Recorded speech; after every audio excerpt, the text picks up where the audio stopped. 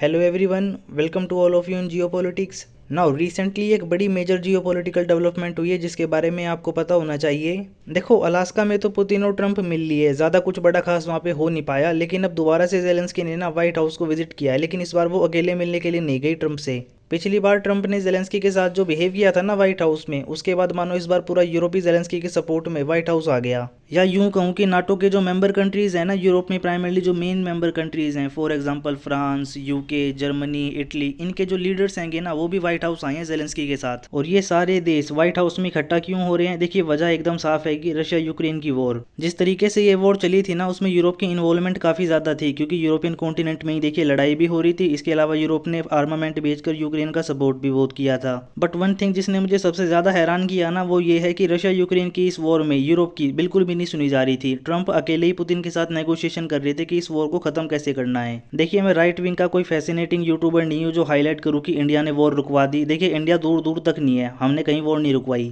Even सब छोड़ो, negotiation में भी हम कहीं नहीं है। उल्टा वेस्ट हम पे प्रेशर बना रहा है कि हम रशियन ऑयल को ना खरीदें और पुतिन को समझाएं कि वो ये वॉर खत्म कर दें। ये मैंने आपको एक्चुअली में एक हाईलाइट दी है कि इंटरनेशनली एक्चुअली में क्या हो रहा है और आपको क्या बताया जाता है। इंडिया की एनर्जी नीड को और सिक्योरिटी इंटरेस्ट को कभी बाद में हाईलाइट करूंगा, लेकिन फिलहाल के लिए जो इक्वेशन है ना और जो मेंबर कंट्रीज इसमें इंक्लूड होंगे वो सब चाहते हैं कि वॉर रुक जाए। और इसमें भी जो मेंबर कंट्रीज होंगे ना उनमें सभी का अपना अपना मोटिव हैगा। ट्रंप चाहते हैं कि मुझे नोबेल पीस प्राइज मिल जाए, इसके लिए मैं कहीं पीस ब्रोक करवा दूं। इसके अलावा पुतिन को भी डर रहेगा, जिस तरीके से येवगेनी प्रिगोजिन ने सत्ता हथियाने की कोशिश करी थी, ऐसा कुछ मिलिट्री को मेरे खिलाफ ना हो जाए। और कई यूरोपियन कंट्रीज, इसमें भी प्राइमरली वेस्टर्न यूरोप की कंट्रीज जो यूक्रेन को सपोर्ट कर रही हैं, ये थक चुकी हैं, प्राइमरली इसमें भी उनके सिविलियंस। और जो दो पार्टी आपस में लड़ रही है ना वो तो वैसे भी थक चुकी हैं। यूक्रेन भी काफी थका हुआ है, आपको दिखाई कम देता है क्योंकि एक बार को यूरोपियन कंट्रीज की बैकिंग हैगी, लेकिन रशिया भी अब काफी थका हुआ है। एक बार को अगर अब सेकेंडरी सैंक्शन इंडिया और चाइना पर लग गए ना तो यकीन मानिए रशिया भी काफी थक जाएगा। एक बार को ये जो सेकेंडरी सैंक्शन है ना ये इंडिया पर लगेंगे व्हाइट हाउस से, इसके चांस काफी ज्यादा आएंगे, लेकिन ऐसा कुछ व्हाइट हाउस के अलावा यूरोप से हो पाएगा फिलहाल के लिए देखिए ऐसा कह पाना थोड़ा सा मुश्किल है।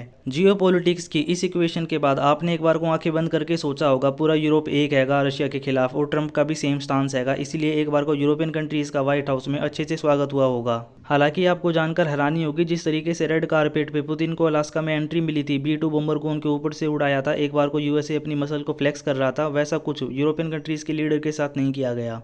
इवन अभी अलास्का में जब मिले थे ना ट्रंप और पुतिन, तब पुतिन ने यूएसए को ऑफर किया था कि एक और मीटिंग करेंगे और अगर पॉसिबल हुआ ना तो वो मीटिंग मॉस्को में होगी। और मैं आपको दावे से कहता हूँ एक बार को रशिया अगर ट्रंप का बहुत ज़्यादा स्वागत नहीं भी करेगा ना तब भी अपनी मसल को अच्छे से फ्लेक्स करेगा यूएसए के आगे। और ये सब ऐसे टाइम में हो रहा है ना जब यूएसए ने बाइडेन के टेन्योर में पूरी कोशिश करी थी कि हम रशिया को आइसोलेट कर देंगे वर्ल्ड लेवल पर। लेकिन अगर आप बिहेव को देखोगे ना, जिस तरीके से ट्रीटमेंट किया जा रहा है यूरोपियन कंट्रीज़ के लीडर्स को, जिस तरीके से ट्रंप के आगे कुर्सियों पर बैठा रखा था ना, ऐसा लगता है ट्रंप ने सभी की क्लास लगा रखी है। और यही ना सबसे ज़्यादा मैटर करता है, क्योंकि एक बार को यूरोप को ऐसा लग रहा था हमारे साथ जो बिहेव ट्रंप कर रहे हैं ना ऐसे ही कुछ बिहेवियर रशिया के लिए अपनाया जाएगा, लेकिन इन रियलिटी में ना एकदम इसका उल्टा हो रहा है। खैर जो भी है, पिछली बार के मुकाबले ट्रंप की और जेलेंस्की की जो मीटिंग इस बार की है ना वो ज़्यादा अच्छी रही है। ट्रंप किस तरीके से एक बार को रशिया के खिलाफ जाकर यूक्रेन की हेल्प करेंगे ये तो अभी तक कंफर्म नहीं किया है, लेकिन एक बार को यूएसए ने साफ कर दिया है, प्राइमरली ट्रंप ने, कि हम अपनी आर्मी को यूक्रेन नहीं भेजने वाले। लेकिन फिर भी ट्रंप ने एक बार को कहा है कि हम एरियल सपोर्ट देने के लिए तैयार हैं यूक्रेन को।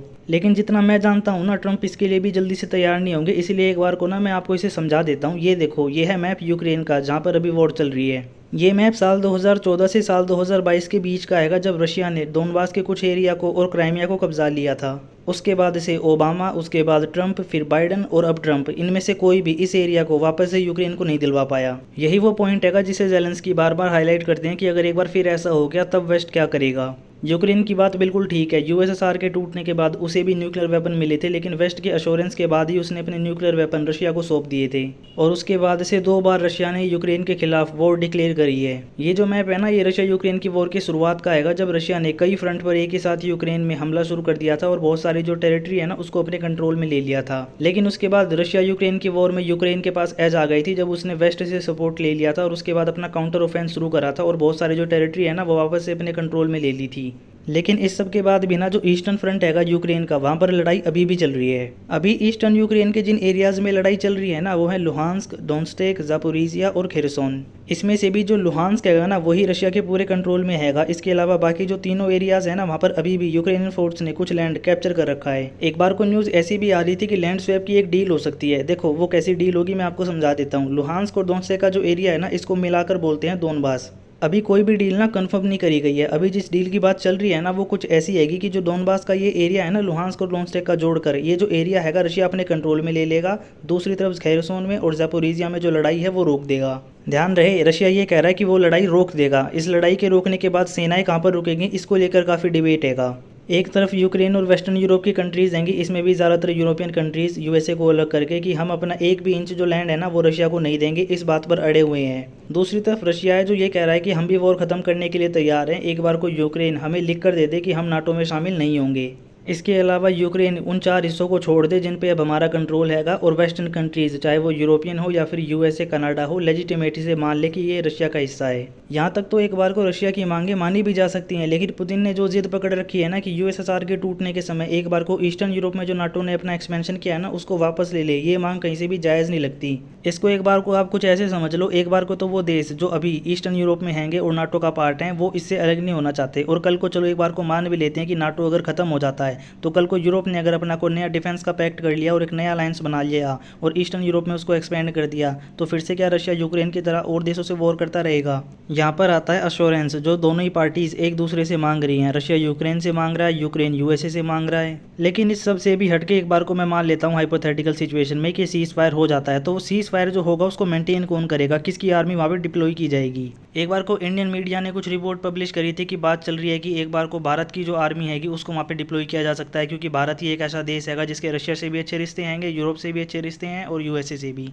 लेकिन पर्सनली मुझे ऐसा लगता है इसके चांस काफ़ी थोड़े हैंगे। एक बार को ऑप्शन हैगा लेकिन इसके चांस काफ़ी कम है। एक बार को यूएन की पीस कीपिंग फोर्स को ही वहाँ पे डिप्लॉय किया जाएगा अगर ऐसा कुछ हो जाता है तो। इस एक पर्टिकुलर इशू को लेकर ना मैं एक बात नोटिस कर रहा हूँ, यूरोपियन मीडिया काफ़ी बटा हुआ हैगा। एक बार को जब जर्मनी में इलेक्शन चल रहे थे तो वहाँ पे चांसलर ने, इसके अलावा जो पॉलिटिकल पार्टीज हैंगी, उन्होंने भी कहा था कि हम अपनी आर्मी भेजने के लिए तैयार हैं। लेकिन एक बार को रशिया ने भी ना पहले ही साफ कर रखा है, कोई भी कंट्री जो नाटो का पार्ट हैगी उसकी अगर आर्मी यहाँ पे डिप्लॉय होती है ना, तो हम यही मान के चलेंगे कि नाटो की आर्मी डिप्लॉय की गई है। इसलिए मैं कह रहा हूँ एक बार को कोई जो थर्ड कंट्री है ना, या तो उसकी आर्मी डिप्लॉय होगी, अदरवाइज यूएन की जो पीस कीपिंग फोर्स है ना उसको यहाँ पे डिप्लॉय किया जाएगा। हालांकि ये सब होने के जो चांस है ना वो 50% से भी मेरी नज़र में कम है, अनलेस बैकडोर से कोई बहुत बड़ी डील साइन हुई हो।